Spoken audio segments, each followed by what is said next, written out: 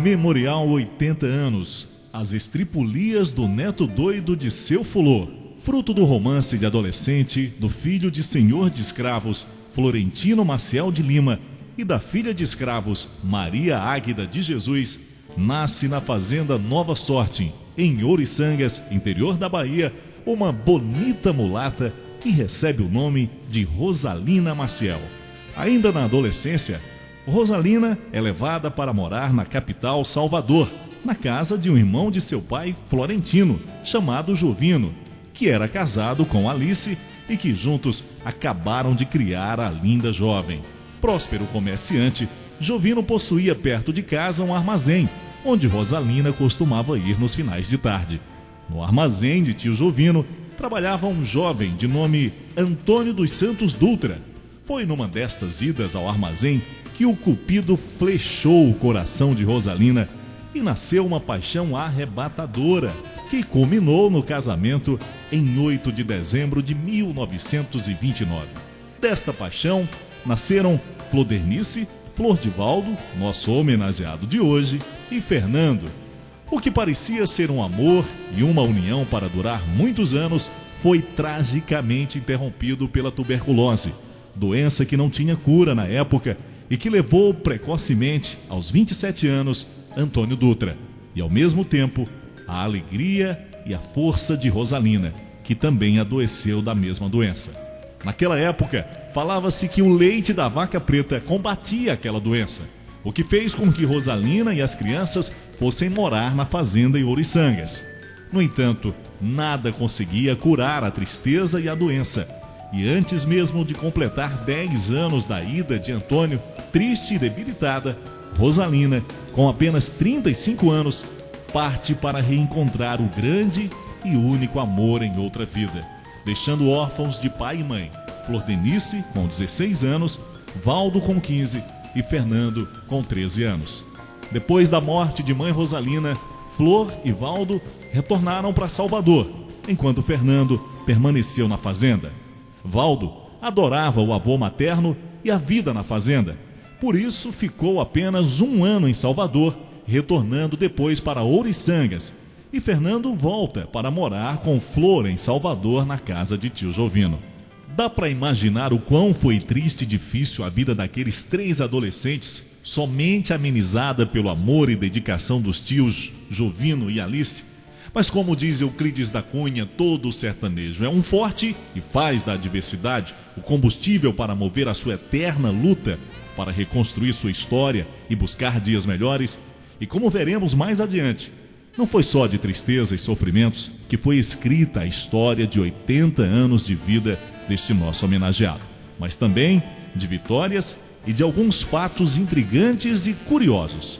O jovem Valdo era um rapaz muito determinado e destemido, e respeitado pelos peões da fazenda por montar numa égua preta muito temida e que poucos tinham coragem de montar.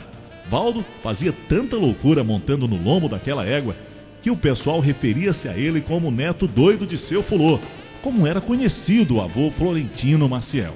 Valdo também tinha fama de ser um rapaz galanteador e namorador, ao ponto de, certa feita, durante um casamento, correr notícia de que, enquanto o noivo enchia o caneco de pinga na festa, a noiva estava aos beijos com um garotão atrás de uma cancela. E adivinhem a quem deram o nome do conquistador? Lógico que só poderia ser o neto doido do seu Fulô. O certo é que nunca se soube ao certo a identidade do conquistador. Mas aqui pra nós, só sendo doido mesmo para entrar numa roubada desta, não? Não se sabe ao certo se foi porque o avô Fulô já não aguentava mais as estripulias do neto doido, ou se, pensando na necessidade de estudos para o rapaz, Valdo é enviado de volta para Salvador, para a casa do tio pai Jovino. Nesta época, Flor já tinha ido trabalhar em São Paulo. A casa de tio Jovino ficava no bairro do Garcia. Era um sobrado que ficava em uma ladeira, sendo que a parte de cima ficava a Rua dos Artistas, número 2, onde Valdo morava com Fernando. Na parte de baixo ficava a Rua dos Trilhos, onde morava uma jovenzinha baixinha chamada Zorilda. Certo dia, Fernando e Valdo avistaram Zorilda no mato, querendo pegar um sagui, um pequeno macaco. Valdo disse: Fernando, vamos ajudar aquela menina? E não é que a procura por este sagui acabou em namoro? Muitas aventuras e um casamento de conto de novela mexicana? No final desta narrativa, ainda veremos que até os dias atuais este sagui ainda faz parte desta história. Tempos depois deste encontro, já formado em técnico de laboratório e por força da profissão, Valdo foi morar em Terra Nova e Zorilda foi para Ribeira do Pombal, cidades um tanto distantes uma da outra e localizadas no interior do estado da Bahia. Parte da família de Zorilda não queria o namoro dos dois, quanto mais o casamento.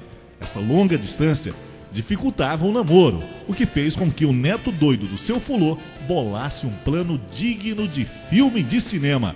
Iria roubar Zorilda, senhoras e senhores. Valdo tinha encontrado a mulher de sua vida e estava disposto a enfrentar tudo para tê-la para o resto de sua vida, nem que precisasse roubá-la. Valdo conversou com um médico, amigo e chefe político da cidade de Terra Nova, sobre a intenção de roubar a garota. Este amigo falou: traga para minha casa, chegando aqui ninguém tira, e ela só sairá daqui muito bem casada, viu, seu Duda? Como o Valdo era conhecido. Combinou tudo com a baixinha Zorilda, que cá pra nós também não era gente deste mundo e apaixonada, topou de pronto o plano. No dia combinado, Zorilda pulou a janela do quarto de madrugada. Valdo a esperava montado em um cavalo. Isso mesmo, montado em um cavalo. Tudo bem que não era sua inesquecível égua preta, mas era mais uma, se não a maior, peripécia do neto doido do seu fulô. Viajaram bastante, depois pegaram um carro até a estação de trem que os levaria para Terra Nova, onde Valdo trabalhava na usina de açúcar da cidade. Nesta cidade, o casal começava a construir esta grande e apaixonada família. Em tempos sem televisão, Valdo e Zorilda parecem descobrir outro tipo de entretenimento e começam a encarrilhar um filho atrás do outro. Os primeiros foram Marco Antônio e Ivan. De Terra Nova, Valdo e Zorilda foram morar na cidade de Candeias, no núcleo residencial da refinaria da Petrobras em Mataripe, onde Valdo começou a trabalhar. Em Candeias, com uma nova gravidez de Zorilda, Valdo decide homenagear o irmão que tanto amava, dando ao novo filho o mesmo nome de Fernando. Durante este período de emprego na Petrobras, Zorilda e os meninos passavam algum tempo, ora morando em Mataripe, em outros momentos em Salvador. Com isto, em Mataripe, ainda nasce Renivaldo. Já em Salvador, Renildo. E depois de 5 homens, nasce a primeira filha, que recebe o nome de Rosa, uma lembrança à mãe Rosalina. E em seguida, Rosângela, que morre com apenas 9 dias de nascida.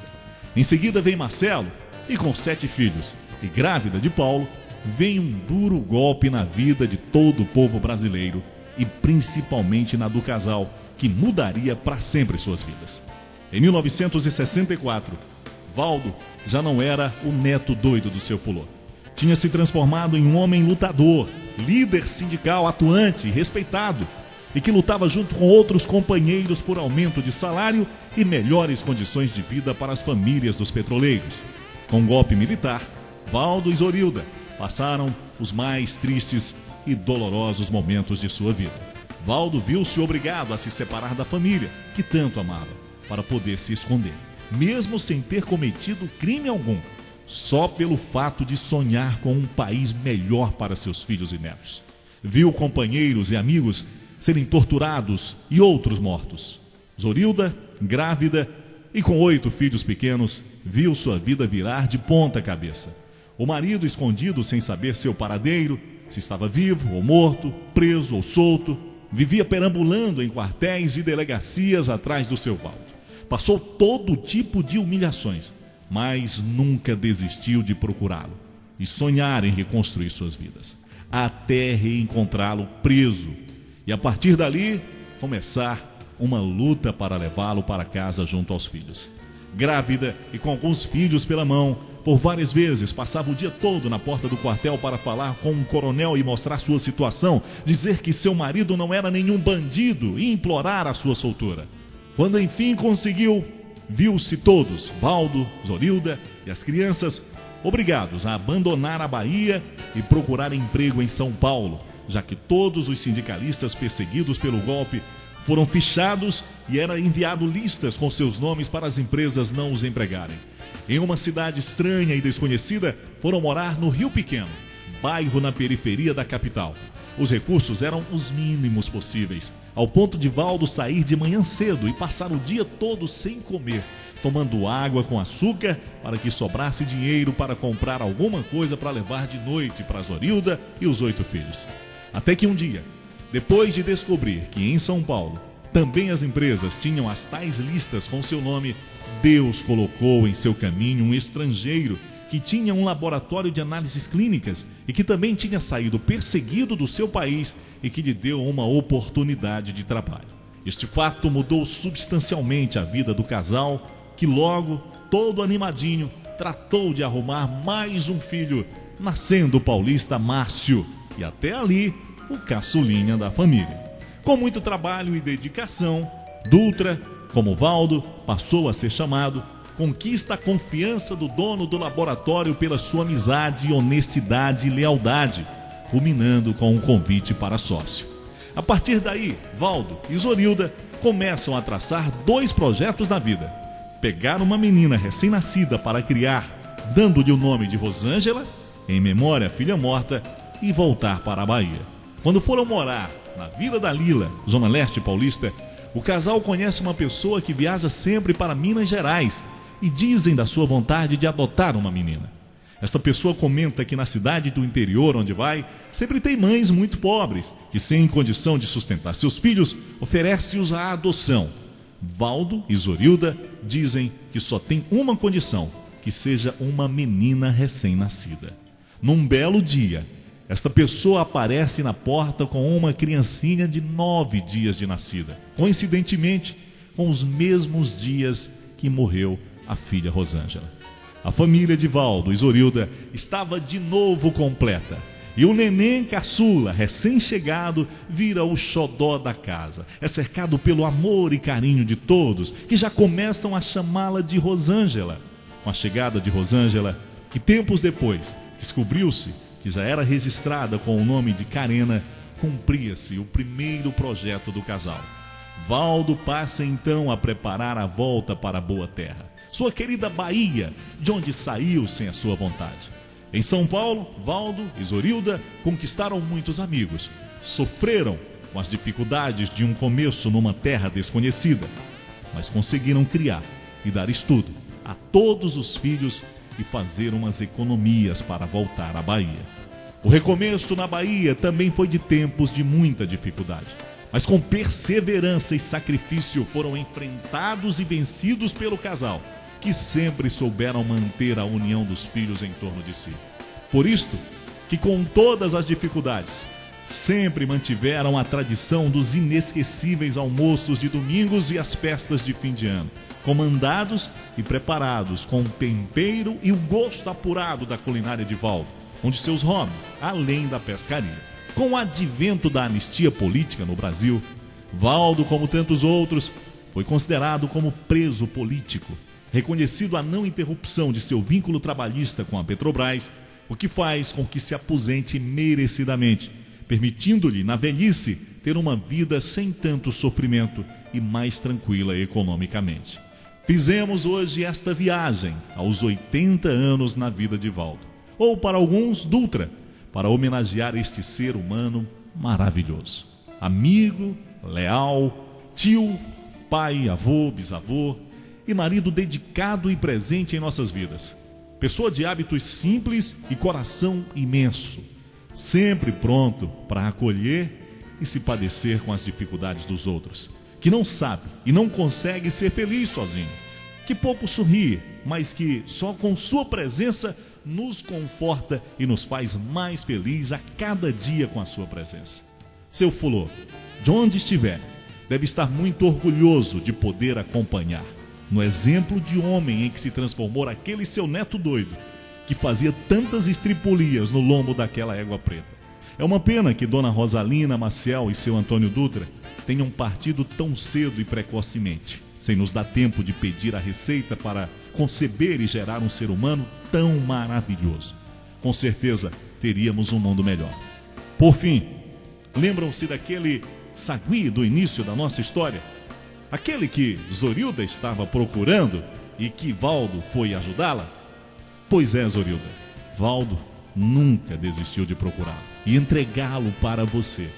Mas como não tem mais idade para subir em árvores, vem de geração em geração, dando esta missão aos filhos, netos e bisnetos. E a notícia que, enfim, ele foi encontrado em um parque de Paulo Afonso pelo seu bisneto Cauã.